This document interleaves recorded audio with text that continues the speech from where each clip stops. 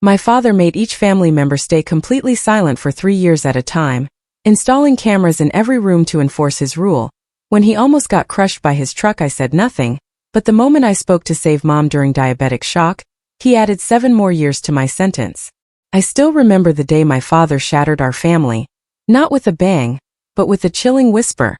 A demand for absolute silence that twisted our lives into a living nightmare. It wasn't just about being quiet, it was about surrendering our very voices, our identities, to his twisted vision of a perfect family. Before his silent years nightmare, my dad was already obsessed with control, especially over our words. He'd record everything, every casual conversation, and then play it back at dinner, dissecting our word choices, branding us liars if we weren't perfectly factual. I'll never forget when he made my sister Claire eat dog food for a week because she dared to say she was hungry as a wolf. And when my mom tried to defend her, Dad made her sleep on the floor. It was crystal clear then. We weren't his children. We were walking, talking disappointments. And soon he figured out how to make the talking stop. When I was just 14, Dad unveiled his ultimate plan for building our character and achieving household peace. Rotating silent cycles. Each of us would spend 3 years completely mute, communicating only through written notes he would then grade for necessity. "You'll be silent for the next 3 years, he told me, his eyes gleaming with a terrible satisfaction. Then Claire, then your mother. He handed me a notebook and a red pen, a chilling symbol of my impending imprisonment. Your voice stops today. Any sound you make adds a month to your sentence. Any note I deem unnecessary adds a week. Speaking builds weakness. Silence builds strength." Claire and I just stared at each other, our faces mirroring the horror in our souls. We knew there was no escape. You simply didn't argue with Dad. He thought of absolutely everything to enforce this terror. Recording apps on my phone ran constantly. He even paid my teachers to report if I spoke at school, bribing other kids in my class to text him if they heard my voice. Once, in a moment of desperate sanity, I whispered to myself in the bathroom, "Just I'm here. I'm here. I'm here." Anything to feel real. He added 6 months to my sentence for it. He burned my guitar when he thought he heard me humming. He gave away my dog because a neighbor claimed they'd heard me call its name.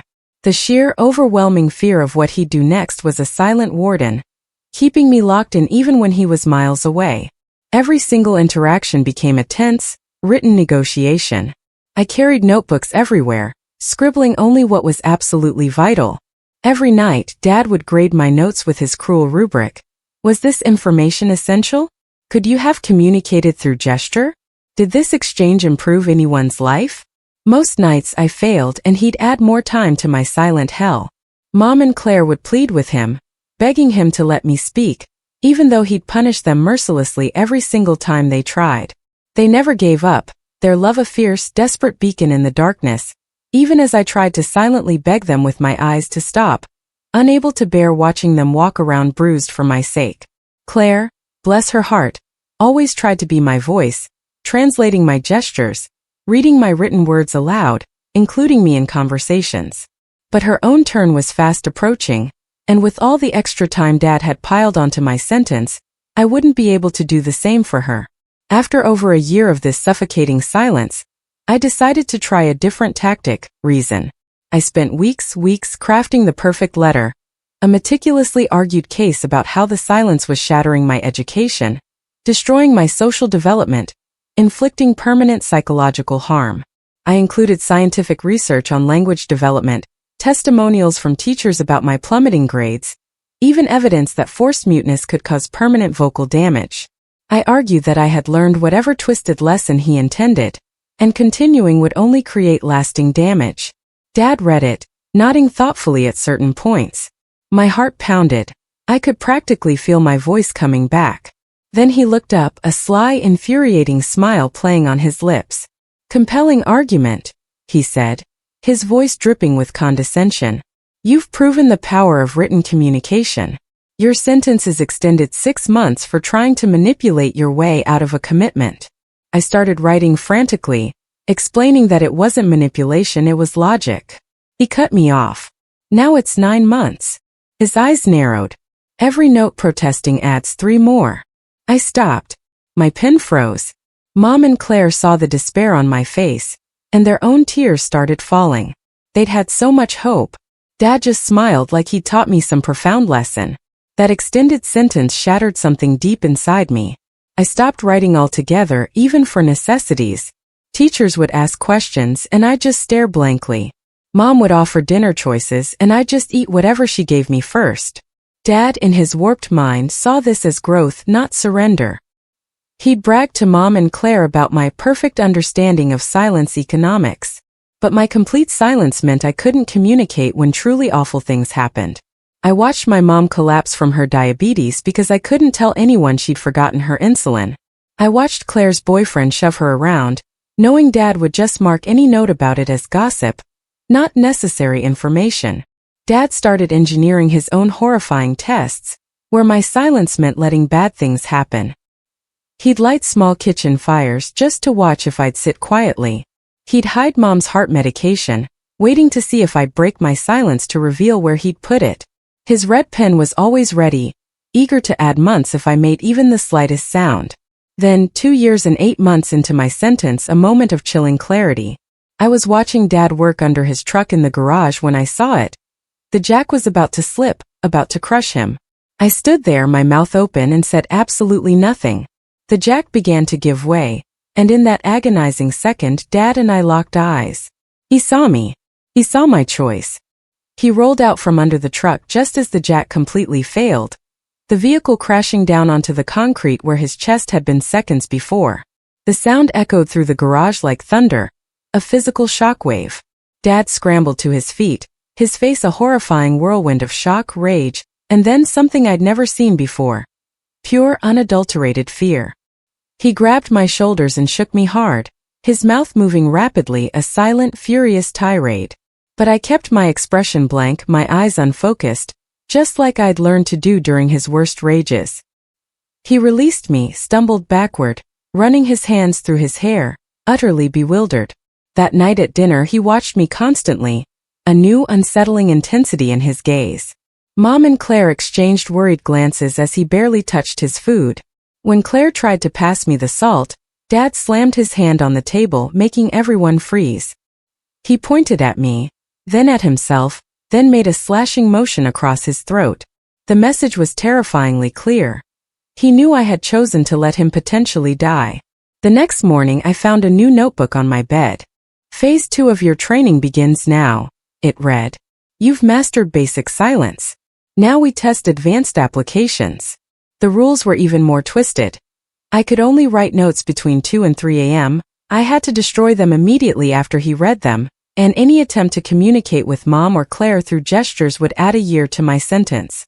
Dad's tests became elaborate, dangerous games.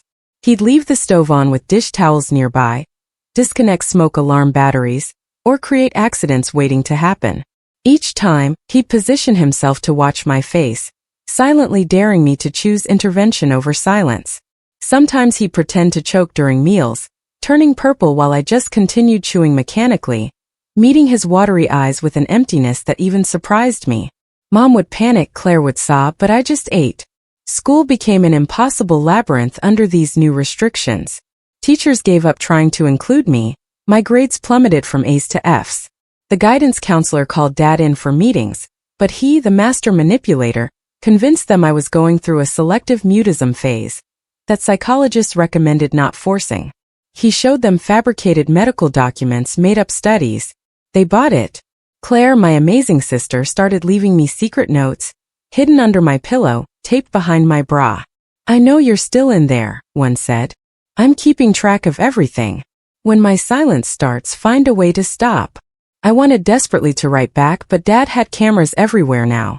Instead, I just touched the notes briefly before destroying them, hoping she understood that the gesture meant everything. Mom's health was deteriorating fast.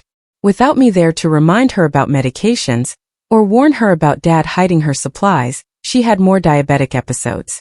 One particularly bad night, she collapsed in the hallway. Dad literally stepped over her body to get to the kitchen, waiting to see if I'd break. I dragged her to the couch and used her phone to text Claire, who rushed home. Dad added 3 months to my sentence for using technology to circumvent the spirit of silence. The recording devices multiplied, tiny cameras appearing in every room, motion sensors in the hallways, sound-activated recorders in the bathrooms. Dad would spend hours reviewing footage, searching for the slightest mouth movement or whispered word. He'd slow down video, enhance audio, analyze everything with expensive software, all just to catch me. One night, I discovered he'd installed a new app on my phone that recorded not just audio, but measured breathing patterns to detect speech. The violation of having him monitor even my breath made me want to scream, but I swallowed it down like everything else. The silence had become a prison cell that traveled with me everywhere. Sebastian, Claire's boyfriend, became increasingly violent. I watched him shove her into walls, grab her arms hard enough to leave bruises, scream in her face. Each time my hand would instinctively reach for my notebook, and each time, I'd remember Dad's rules. This isn't necessary communication. This is gossip. Interference. I watched my sister flinch, saw her covering bruises with makeup, noticed her fake smiles. Dad noticed too, and he seemed pleased. During family dinners, he'd make comments about how Claire was learning valuable lessons about relationships. Mom would protest weakly, but Dad would just remind her that her own silence period was approaching fast.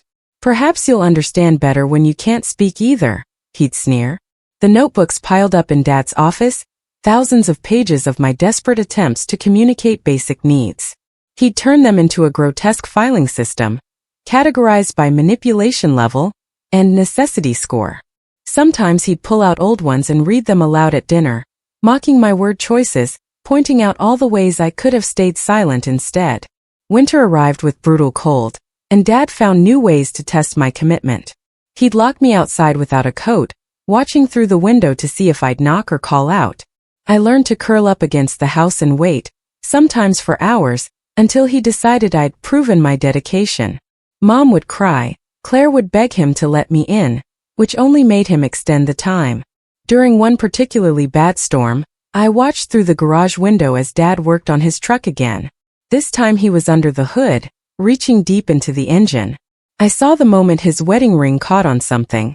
I heard the snap of bone as his finger bent backward. He screamed, tried to pull free, but he was stuck, agonizingly so. Blood ran down his arm as he looked directly at me through the window. I walked closer, maintaining eye contact. His free hand fumbled for his phone, but it had fallen out of reach. He mouthed, "Help!" over and over, his face contorting with pain. I tilted my head slightly, the same way he did when grading my notebooks. Then I sat down cross-legged on the garage floor, watching him struggle, just like he'd watched me struggle for nearly 3 years. Claire found him 20 minutes later when she came home from school. By then, his finger was purple and swollen to twice its size. She helped him get free and drove him to the hospital while I remained seated in the same spot, unmoving. When they returned, his finger splinted and his arm in a sling. Dad looked at me differently.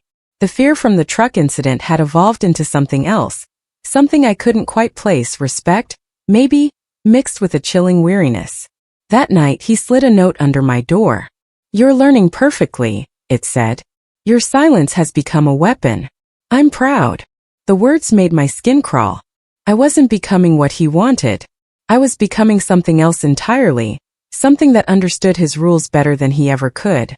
Mom, desperate, tried to intervene even more as Claire's silence date approached. She'd plead with Dad during meals, offering to take Claire's place, or extend her own silence period. Dad would listen patiently, then add months to my sentence for inspiring dissension. Mom's desperation grew with each passing day. 2 weeks before my 17th birthday, I found Mom unconscious in her bedroom. Her insulin kit was empty, and I knew Dad had hidden the refills again, but this time was different. Her breathing was shallow, her skin cold and clammy. I stood in the doorway, notebook in hand, pen hovering over paper. Dad appeared behind me, watching. "Interesting dilemma," he said quietly. "Is this necessary communication?" I looked at Mom, then at Dad, then at the notebook. Very slowly I wrote, "Mom needs hospital." He took the notebook, studied the words carefully, then tore out the page. "Unnecessary. She's just tired." He walked away, leaving me standing there staring at my dying mother. I waited until I heard his office door close, then used Mom's phone to text Claire again. Another 3 months added to my sentence, but Mom lived. The hospital visit changed everything. Dad's punishment for my technology violation meant I now had over 4 years left in my sentence. Claire's silence would begin in just 2 months, and Mom's 3 years after that. We were running out of time. Dad installed even more cameras after that, including infrared ones that could detect movement in complete darkness. He started sleeping in shifts, reviewing footage at random hours. I discovered this when I woke at 3 a.m. to use the bathroom and found him in his office, multiple monitors displaying every angle of our house. He looked up when I passed, tapping his watch to remind me that my writing window had closed an hour ago. Claire began preparing for her upcoming silence with a fierce determination that surprised even me. She started teaching herself sign language from library books, practicing in her room where Dad's cameras couldn't see clearly.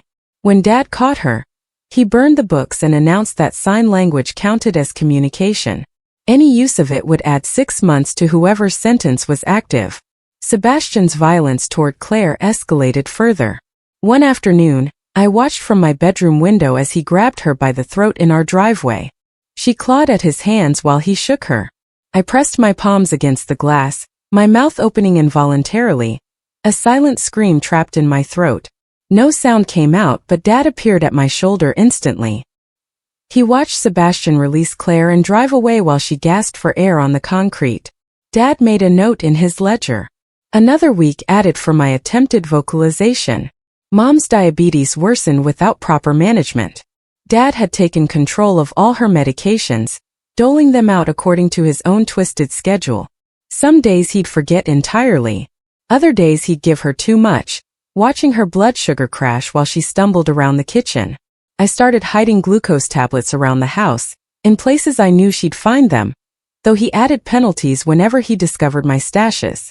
The house itself became Dad's testing laboratory. He'd loosen floorboards on the stairs, disable the carbon monoxide detector, leave cleaning chemicals mixed in unmarked containers. Each hazard was carefully documented in his notebooks along with our response. Mom stepped through a weakened floorboard and twisted her ankle badly. Claire accidentally inhaled fumes from mixed bleach and ammonia. I watched both incidents unfold, maintaining my silence while Dad scribbled observations, his eyes burning with an almost manic glee. School authorities finally attempted a home visit after my extended absences. Dad prepared meticulously, coaching Mom and Claire on exactly what to say. He positioned me at the kitchen table with homework spread before me, warning that any attempt to communicate would cost Claire an extra year on her upcoming sentence. The social worker asked me direct questions while Dad smiled encouragingly from behind her. I stared at my textbook, unmoving. She left, mollified by Dad's assurances that I was receiving private therapy for selective mutism. Claire's final weeks of speech became frantic, desperate.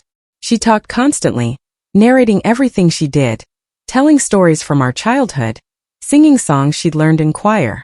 Dad tolerated this with amused patience, occasionally reminding her to store up those words, because she'd need to remember them for the next 3 years. She tried repeatedly to discuss plans with me, speaking in code about when things change and after the cycle's complete. I couldn't risk responding, but I memorized every single word. Dad introduced emergency drills to test our commitment. He'd simulate various crises, chest pains, falls downstairs, kitchen fires, to see if we'd break silence. During one drill, he pretended to have a severe allergic reaction, gasping and clutching his throat. Mom sobbed and Claire screamed for me to call 911. I sat at the dinner table, fork in hand, watching him turn red, my heart aching. After 5 minutes, he stood up, perfectly fine, and added 6 months to my sentence for Mom and Claire's interference with the lesson. The 2 a.m. writing rule was its own kind of torture. I'd lie awake watching the clock, desperate to communicate something essential, only to miss the window by minutes. Dad would find my undelivered notes and read them aloud at breakfast, critiquing their necessity. Most were deemed emotional manipulation or attention-seeking, each adding weeks to my sentence. I learned to destroy any note I couldn't deliver rather than risk discovery. Claire's boyfriend, Sebastian, began showing up hammered at night, pounding on doors and windows. Dad would watch from his bedroom, observing how we handled the situation without speaking. One night, Sebastian broke a window trying to get in. Glass scattered across Claire's bedroom floor as she pressed herself against the far wall. I grabbed a baseball bat from the closet and stood between them, silent but ready. Dad appeared in the doorway, studying the scene with scientific interest. He let Sebastian rage for another 10 minutes before finally calling the police himself, later adding 2 months to my sentence for threatening gestures. Mom developed tremors in her hands that made writing difficult. Dad refused to acknowledge this, still demanding written communication from her for basic needs. I watched her struggle to form letters, tears streaming down her face as she tried to request her heart medication. Dad would reject notes he couldn't read clearly, sending her back to try again. Sometimes she'd give up entirely, going without necessities rather than endure the humiliation. The isolation from extended silence began affecting my physical health. My voice, unused for so long, felt foreign in my throat. I'd feel the vibrations when I swallowed, wondering if I'd even remember how to speak when the time came. Dad noticed my concern and started leaving medical articles about vocal cord atrophy around the house, highlighting passages about permanent damage from extended disuse, another cruel layer of psychological torture. Claire's final day of speech arrived with unexpected snow. She woke me at dawn, sitting on my bed and talking rapidly about everything she'd wanted to say for months. She told me about Sebastian's escalating violence, about money she'd hidden for us to escape someday, about her plans to document everything once her silence began. She pressed a tiny key into my hand, for a lockbox at school where she'd been keeping evidence. Dad's footsteps in the hallway cut her short. Her last spoken words were whispered urgently. "Check the box." In this, Dad made Claire's transition to silence a grotesque ceremony. He gathered us in the living room, presenting her with her own notebook and red pen. He explained her rules similar to mine, but with improvements based on what he'd learned. She could write notes only between 4 and 5 a.m., couldn't use gestures at all, and would face doubled penalties for any infraction. He had me stand beside her as a successful example of his system. Claire's eyes met mine, full of a raw defiance that Dad, in his blindness, mistook for acceptance. The dynamic shifted immediately with Claire silenced. Sebastian, emboldened by her inability to call for help, became more aggressive. He'd corner her at school, knowing she couldn't cry out. I started following them when I could, my silent presence sometimes enough to make him back off. Dad observed these interactions with scientific interest, making notes about pack dynamics under communication restrictions. Mom's health crises increased in frequency. Without Claire's voice to call for help, and my continued silence, she suffered alone more often. I found her collapsed in the bathroom one morning, lips blue from lack of oxygen. I dragged her to her bed and used her phone to call 911, knowing the penalty would be severe. Dad arrived home as the ambulance pulled away. He didn't speak, just held up his ledger and added a full year to my sentence. Claire adapted to silence faster than I had, perhaps because she'd watched me survive it. She developed an elaborate system of taps and knocks that technically weren't gestures, just ambient noise. Dad struggled to penalize this without seeming arbitrary. She'd tap rhythms on walls as she passed, each pattern meaning something different. I memorized them all, finally able to communicate back in our limited way, a tiny defiant spark of connection. The notebooks accumulated faster with 2 of us silent. Dad expanded his filing system, creating subcategories for different types of manipulation. He'd spend entire evenings organizing them, cross-referencing our attempts at communication, looking for patterns. Sometimes he'd call us in to watch him work, pointing out recurring phrases or emotional appeals we'd both used, evidence of our weakness. Winter deepened and Dad's tests grew more severe. He'd leave windows open overnight, shut off the heat to certain rooms, create ice patches on walkways. Everything was documented as environmental adaptation training. Mom's diabetic neuropathy made her vulnerable to the cold, but her requests for warmth were deemed comfort-seeking rather than necessary. I started sleeping in her room, sharing body heat since I couldn't advocate for her. Sebastian discovered Claire's silence and began using it against her systematically. He'd show up at the house when Dad was at work, knowing she couldn't call for help. I'd position myself between them, baseball bat in hand while he circled us like a predator. These standoffs could last hours, Sebastian testing boundaries while Claire trembled behind me. Dad would review the security footage later, praising my nonverbal protection strategies, while adding weeks for inserting myself into others' relationships. The lockbox key Claire had given me burned in my pocket for weeks before I could access it. When I finally managed to slip away to school during a medical appointment for Mom, I found years of documentation inside. Photos of bruises, printed emails from Dad planning his experiments, medical records showing Mom's deteriorating health, even recordings Claire had managed to make before her silence began. Everything we needed to end this, but no way to use it. Dad must have sensed something shifting because his paranoia intensified. He started conducting random searches of our rooms, installed tracking apps on all our phones, even hired someone to follow me during school hours. The walls felt like they were closing in. With my sentence now extended to over 5 years, and Claire just beginning her 3, the future stretched endlessly ahead. One night, Dad announced a new phase of the program. Mom would begin her silence early, he decided, since Claire and I had proven the system's effectiveness. She looked at him in horror, shaking her head frantically. He explained that her health issues were just psychosomatic responses to communication anxiety. Starting immediately, she would join us in silence. The house would achieve perfect quiet. Mom's first week of enforced silence nearly killed her. Unable to communicate her medical needs effectively through writing with her trembling hands, she missed multiple medication doses. Dad interpreted her attempts to show us her empty med bottles as prop-based manipulation. I watched her fade before my eyes, powerless to intervene without adding years to my sentence that would prevent me from ever helping anyone. Claire and I developed a dangerous routine. While Dad slept, we'd sneak Mom's medications to her, guiding her hands to write the simplest possible notes for Dad's approval. We took turns staying awake, watching for his random checks. The exhaustion compounded everything, but it kept Mom alive. Dad noticed our fatigue and seemed pleased, attributing it to the mental discipline required for true silence. Sebastian's final horrifying assault on Claire happened on a Tuesday afternoon. I was in the garage when I heard glass breaking. Bracing myself, I ran inside and found him pinning her against the kitchen counter, his hand around her throat. Her eyes bulged as she clawed silently at his arms. Without thinking, I grabbed a pan from the stove and swung it at his head. He dropped, blood pooling on the linoleum. Claire gasped for air while I stood frozen, the pan still in hand. Dad arrived home to find Sebastian unconscious, Claire bruised, and me standing guard. He surveyed the scene with clinical detachment, then called an ambulance. As paramedics loaded Sebastian onto a stretcher, Dad made notes in his ledger.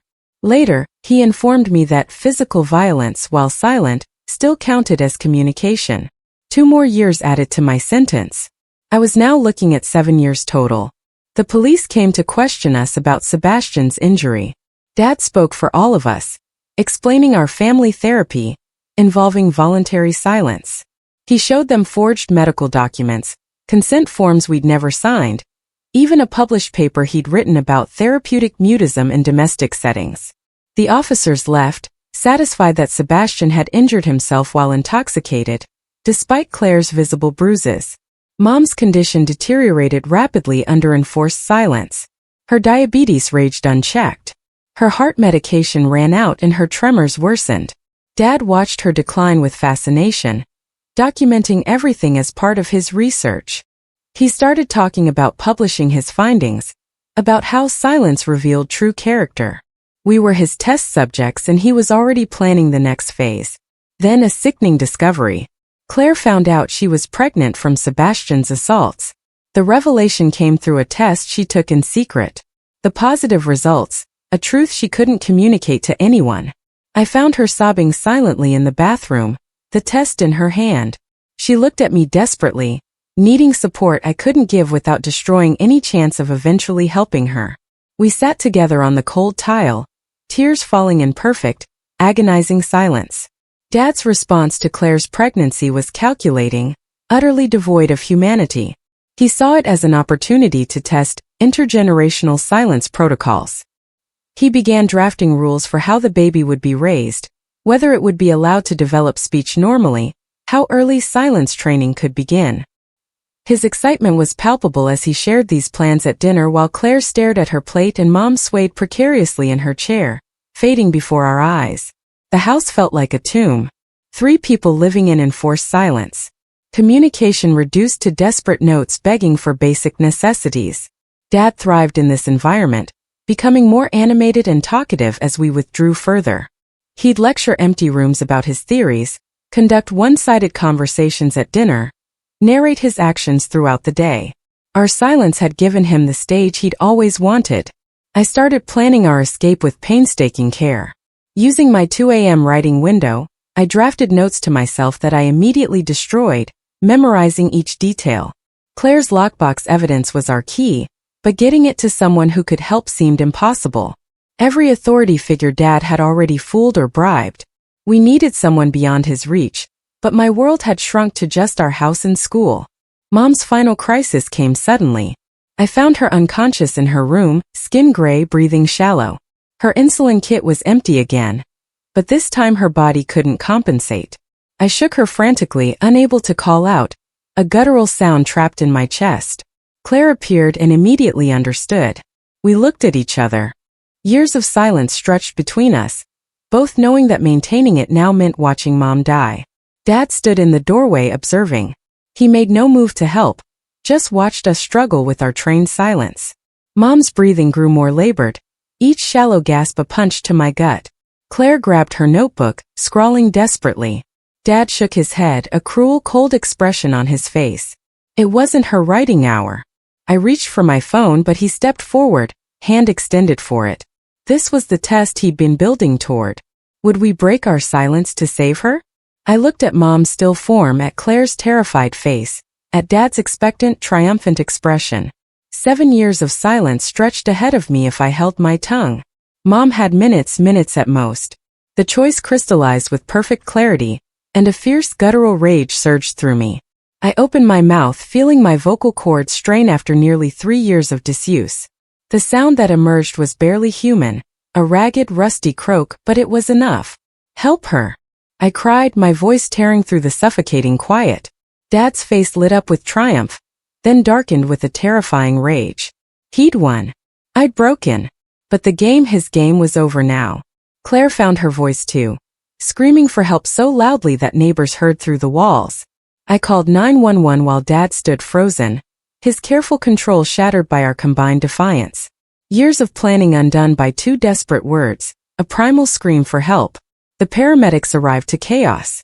Claire and I both talked over each other, our voices rusty but determined, explaining Mom's critical medical conditions while Dad tried to regain control. He insisted we were having therapeutic breakthroughs, that this was all part of his treatment plan. But our desperation was obvious, Mom's condition critical. They loaded her into the ambulance with Claire beside her, leaving Dad and me alone in the house. He turned to me, face twisted with fury. 7 years of additional silence, he reminded me, his voice low and menacing. The contract was binding. I laughed, a broken, strange sound from my damaged throat. There was no contract, no legal standing for his madness. Just a father who'd tortured his family, and daughters who'd finally found their voices again. I walked past him to pack a bag, ignoring his threats and promises. Claire called from the hospital. Mom was stable but would need extended care. She'd already spoken to a social worker about our situation, showing them photos from her lockbox. The authorities were finally listening. Dad's careful construction was crumbling, and he knew it. I heard him in his office frantically shredding documents, trying to destroy evidence of what he'd done to us. But we had our voices back, and that was all the evidence we needed. The silence in the house after Claire left with Mom felt different than before, no longer oppressive but hollow. Dad paced his office, muttering calculations about sentence extensions and protocol violations. I continued packing methodically, each item folded and placed with the same precision he'd taught us. My movements caught his attention through the doorway. He emerged, holding his ledger, pages fluttering as he flipped through years of infractions. His finger traced columns of added time, lips moving silently as he tallied. 7 years, 4 months, 16 days. He wrote the number on a fresh page and slid it across the kitchen counter toward me, a final pathetic tally. I glanced at it, then continued packing. My throat ached from those 2 words, vocal cords protesting after years of disuse. Dad's hand slammed down on the counter. He grabbed another notebook, scrawling furiously about contractual obligations and commitment to the program. I folded another shirt, placed it in my bag. The hospital called Dad's phone. He answered with his professional voice, the one he used for outsiders. His face shifted as he listened, knuckles whitening around the phone. Mom needed surgery, diabetic complications. Claire had given them medical history that contradicted his reports. He hung up and turned to me, calculation replacing fury. He wrote quickly, "Your mother needs us united. Tell them you and Claire were confused, emotional. I'll reduce your sentence to 1 year." He pushed the note forward. I read it, picked up my bag and walked toward the door.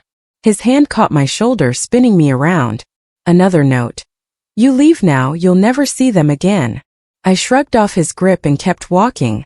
Behind me, I heard him dialing numbers, his voice shifting to damage control mode. By the time I reached the hospital, he'd already called ahead. Security met me at the entrance, explaining that family visits required authorization from the primary caregiver. Dad had listed himself as Mom's medical decision-maker years ago. Through the glass doors, I could see the elevator that would take me to Mom's room. The security guard watched me sympathetically, but firmly. I sat in the waiting area, bag at my feet, and waited. Hours passed. Dad arrived in his best suit, briefcase in hand, looking every inch the concerned husband. He walked past me without acknowledgement, showed his ID, and disappeared into the elevator. My phone buzzed. Claire texting from Mom's room. Dad was there, explaining to doctors about our family therapy and Mom's psychological conditions. The medical team seemed skeptical, but had no concrete reason to bar him. Mom was conscious but unable to speak clearly yet. Claire was trying to show them her evidence photos, but Dad kept intercepting, calling them misunderstandings and therapeutic documentation. I stood and walked to the parking garage, remembering Claire's lockbox key still in my pocket. The school was 20 minutes away. If Dad was at the hospital, I had time. My voice might be broken, but the evidence could speak for itself. The school hallways echoed emptily after hours. I found Claire's locker, opened the hidden compartment she described. Inside were USB drives, printed emails, photos spanning years. But underneath those lay a notebook, in Mom's shaky handwriting, pages and pages of her attempting to document what was happening, written during her brief moments alone. Her words grew more desperate as her condition worsened, handwriting deteriorating with her health. Back at the hospital, I found a different entrance. The emergency room was chaotic enough that no one questioned another worried-looking teenager. I made my way through corridors, following signs toward the medical floors. A nurse stopped me near the elevators, but I pulled out Mom's notebook, showing her the pages. Her expression changed as she read. She led me to a small office and called for a social worker, then another, then a patient advocate. I spread Claire's evidence across the desk, photos, recordings, documentation. My voice was still rough, barely functional, but I managed to croak out essential information. They listened, really listened, making notes and exchanging concerned glances. Dad found us an hour later. He entered the office with his confident stride, immediately launching into explanations about therapeutic approaches and misunderstood intentions. But the staff had seen the evidence. They'd heard Mom's notebook entries. His words fell flat against the weight of documented years. The social worker informed him that they'd be conducting a full investigation. Mom's medical decisions would be reviewed by the ethics committee. In the meantime, Claire and I would be permitted supervised visits. Dad's face cycled through emotions, indignation, calculation, fear. He demanded to see their policies, threatened to call his lawyer, insisted on his parental rights. Security arrived to escort him out when he became aggressive. As they led him away, he turned back to me, that familiar calculating look returning. He mouthed words I couldn't hear over the distance, but his meaning was clear. This wasn't over. Mom's room was quiet except for the beeping monitors. She looked small in the hospital bed, for lines running into bruised arms. Claire sat beside her, holding her hand. When Mom saw me, tears rolled down her cheeks. She tried to speak but only managed a whisper. We leaned close to hear. The words were jumbled, medication and years of silence making communication difficult, but her eyes said everything. Claire and I sat on either side of her bed, our presence saying what words couldn't. We were here. We were free. We would figure out the rest. Dad's house stood empty when I returned for more belongings. He'd been staying in a hotel since the hospital incident, calling repeatedly but unable to enforce anything from a distance. I walked through rooms that had been our prison, seeing them differently now. The cameras were still there, red lights blinking, the notebook still piled in his office. I gathered what we needed: clothes, medications, important documents. In Claire's room, I found more evidence she'd hidden, including a journal from before her silence began. In Mom's room, medical supplies Dad had hoarded, keeping her dependent on his schedule. Everything went into boxes loaded into a borrowed car. The women's shelter had rooms available. It wasn't much, 2 small beds, a shared bathroom, basic furnishings, but it was ours. Claire arrived from the hospital with updates. Mom would need weeks of treatment to stabilize. The social workers were building a case. Dad had hired lawyers, but our evidence was substantial. That night, Claire and I sat in our small room, surrounded by boxes of our former life. She pulled out a notebook, not one of Dad's controlled communication tools, but a regular spiral-bound pad.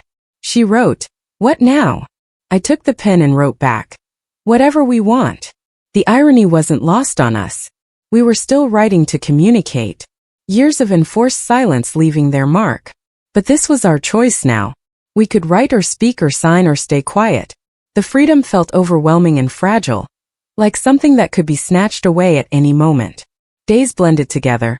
Hospital visits where Mom slowly improved, meetings with social workers and advocates, Claire's prenatal appointments where she made decisions about her future without Dad's shadow looming, my throat therapy sessions, learning to speak again without pain.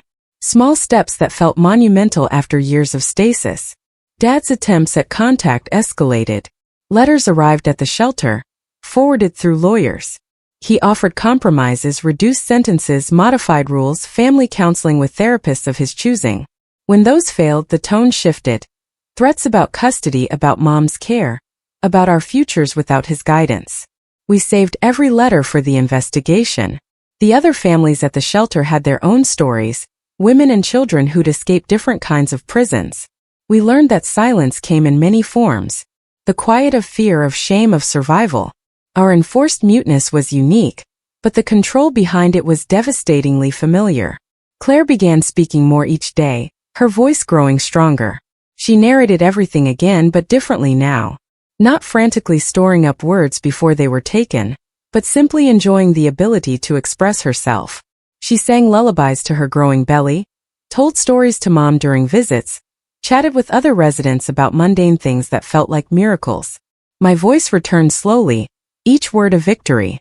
The therapist explained that vocal cords could recover, but the psychological aspects would take longer. Years of suppression didn't vanish overnight.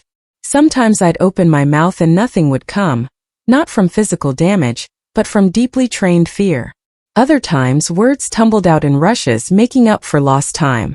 Mom came home, not to Dad's house, but to transitional housing the social workers arranged. She needed constant care initially, her health too damaged for independence. Claire and I took shifts, learning to manage her medications properly, monitoring her levels, ensuring she ate regularly.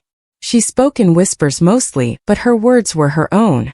The investigation moved forward slowly. Dad's lawyers challenged everything. The evidence collection, our competency to testify, the shelter's right to house us. Court dates were set and postponed. Paperwork multiplied, but we weren't alone anymore. Advocates guided us through each step, ensuring our voices were heard. I returned to school a year behind but determined. Teachers who'd given up on me during my silence offered support. The guidance counselor, who'd believed Dad's lies, apologized, promised to do better. It was strange sitting in classrooms where I'd been mute, raising my hand to answer questions, participating in discussions. Claire decided against keeping the baby. The decision tormented her until she realized she was allowed to choose. No rules dictating her options, no punishment for whatever she decided. The procedure was scheduled, support systems in place. Dad somehow learned about it, sent letters about family legacy and maternal obligations. We burned them together in the shelter's backyard, watching his words turn to ash. Mom's recovery plateaued. The damage from years of medical neglect couldn't be fully reversed. She'd need insulin forever, heart medication, regular monitoring, but she smiled now, something we hadn't seen in years. She wrote grocery lists and appointment reminders, not because she had to, but because writing helped her remember. Choice transformed everything. Spring arrived with court summons. The criminal investigation had found enough evidence to proceed. Dad faced charges of endangerment, medical neglect, psychological abuse. His lawyers argued everything was consensual, that we'd agreed to his therapeutic program. But Claire's recordings from before her silence told a different story. Mom's medical record showed clear patterns of withholding care. We testified separately, each finding our voices in that courtroom. Claire spoke clearly about the violence she'd endured while silenced. Mom whispered about medication withheld, health crises ignored. I struggled more, words catching in my throat, but managed to explain the systematic control, the escalating tests, the moment I chose silence over saving him. Dad watched from the defendant's table, still calculating. When he testified, he spoke eloquently about alternative parenting methods, about building character through adversity, about ungrateful children misunderstanding his intentions. Some jury members looked swayed until the prosecutor presented his notebooks. Thousands of pages documenting his experiments on us, written in his own hand. The verdict came on a Thursday afternoon. Guilty on multiple counts. The sentence would be determined later, but he'd served time. As they led him away, he looked at us one last time. No triumph in his eyes now, just the bewilderment of someone whose controlled experiment had finally failed. We stood outside the courthouse, Claire and Mom and I, breathing free air. Our voices were different now. Claire's confident. Mom's soft but steady. Mine still rough but growing stronger. We didn't speak much on the drive home. There wasn't need for constant words anymore. We had the rest of our lives to use them however we chose. The transitional housing felt less temporary now. Mom's health stabilized enough for part-time work. Claire enrolled in online classes, planning a future that belonged to her. I caught up on school, discovered I liked writing. Not Dad's controlled notes, but stories, poems, essays about finding voice after silence. Healing wasn't linear. Nightmares came where we were silent again, unable to scream for help. Therapy sessions where words wouldn't come. Mom's hand still trembled when she wrote. Claire flinched at unexpected noises. I sometimes found myself counting words, calculating their necessity before speaking. But we were learning that communication meant more than words. That silence could be a choice, not a punishment. That voices raised in joy sounded different than voices raised in fear. That we could fill our home with music, laughter, conversation, or blessed quiet, whatever we needed in each moment. 6 months after the trial, we moved into a small apartment, 3 bedrooms, thin walls where sound carried freely. The first night, Claire sang in the shower while Mom called a friend, and I practiced reading aloud for a school presentation. Our voices overlapped and intertwined, creating the chaotic symphony of a normal family. The neighbors might have complained about the noise, but to us it sounded like freedom. Dad would be released eventually. The thought lurked at the edges of our new life. A shadow that couldn't quite be banished. But we were different now. We had advocates, restraining orders, safety plans. More importantly, we had our voices. We knew how to use them, when to use them, and that no one could ever take them away again. The last entry in Mom's recovered journal, written in her shaky hand during those final silent weeks, said simply, "We will speak again." She was right. We spoke at doctor's appointments, in grocery stores, in courtrooms and classrooms, with friends and strangers. We spoke our truths and our dreams, our fears and our hopes. We spoke because we could, because we'd earned it. Because silence should always be a choice, not a sentence. Our voices weren't perfect. They cracked and whispered, trembled and broke. But they were ours, and that was everything.